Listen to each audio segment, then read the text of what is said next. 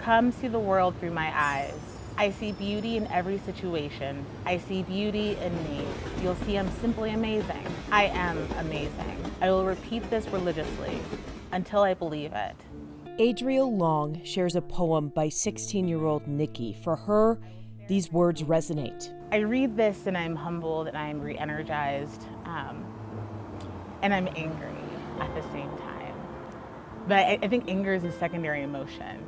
I think it's just painful. Adriel is the board president of Art from Ashes, a nonprofit that empowers youth living through difficult upbringings share thoughts through their own words. Participants get a prompt in 3 minutes to write whatever comes out, unabridged, unwavering. On paper, if you need to cuss, you can cuss. If you need to scream or cry, you can do all of those things. We affirm you in that. Afterwards, we give them an opportunity to actually get in front of a microphone and speak their truth. Because of this, Adriel and other staff get a window into the raw, sometimes heartbreaking mental states of youth, especially Black girls and boys. It's a loud cry. It's a loud cry for help, and it's a loud cry for how our system and how our communities are really failing these next generation of leaders. Earlier this month, a study showed that suicide rates of Black children and teens continue to steadily rise. While the highest numbers were among Black boys, researchers studying the last 14 years found that suicide rates for Black girls rose twice as much, on average 6.6% a year. Around 40% of the girls were ages 12 to 14. Lauren Carson is the executive director and founder of Black Girls Smile, an organization focusing on Black female mental health.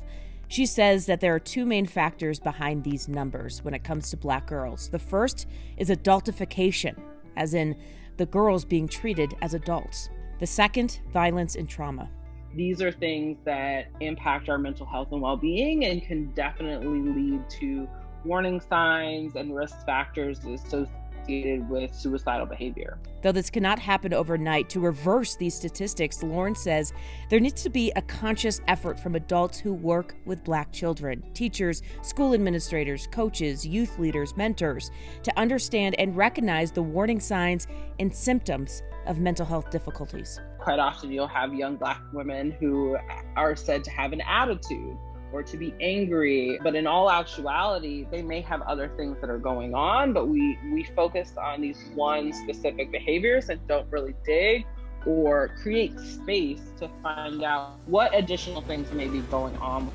I am strong. I will not let anyone tell me different. I am amazing. Art from Ashes is one of those organizations creating necessary spaces, but it's not the only one. Adriel hopes that every Black youth knows that they too can find that space to feel heard, affirmed, and loved. There are communities and there are folks out there that are looking for them and wanting to give them that space. And just to hold on, because it does get better, but just hold on. I'm Vanessa Mashanya.